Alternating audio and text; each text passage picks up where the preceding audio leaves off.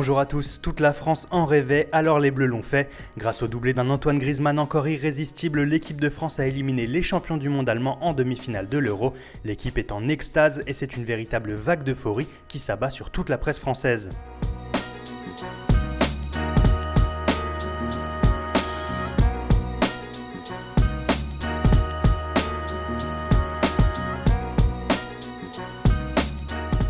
Forcément, de l'autre côté de la frontière, la déception est proportionnelle à la confiance qui régnait avant la rencontre.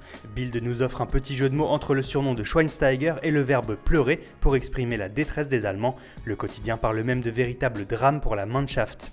En revanche, au Portugal, l'adversaire de la France en finale, l'exploit des Bleus passe étonnamment au second plan. Abola préfère par exemple rendre hommage au dieu portugais Cristiano Ronaldo, mais le sélectionneur Fernando Santos a quand même un petit message pour Deschamps et ses hommes, nous n'avons peur de personne. Si le Portugal montre les crocs avant la grande finale, en revanche toute la presse européenne s'incline devant le festival d'Antoine Griezmann. Le meilleur buteur du tournoi fait notamment la une en Espagne, présenté comme Griezmann X le Gaulois ou comme le héros national. En Angleterre on salue la foudre Griezmann. En Catalogne par contre il partage l'affiche avec le néo-barcelonais Samuel Umtiti, également étincelant hier soir. Même chose en Italie où le Turinois Paul Pogba récolte une partie des lauriers comme d'habitude. Allez, on parle quand même un peu mercato dans cette revue de presse spéciale France-Allemagne. Juste le temps de souligner que la Juventus relance Arsenal pour Alexis Sanchez.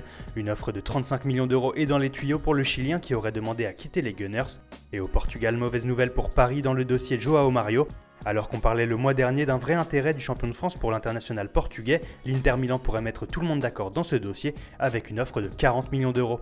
Voilà, c'est tout pour aujourd'hui. Bonne journée à tous sur Foot Mercato, bon week-end et rendez-vous lundi matin pour une revue de presse spéciale finale de l'Euro.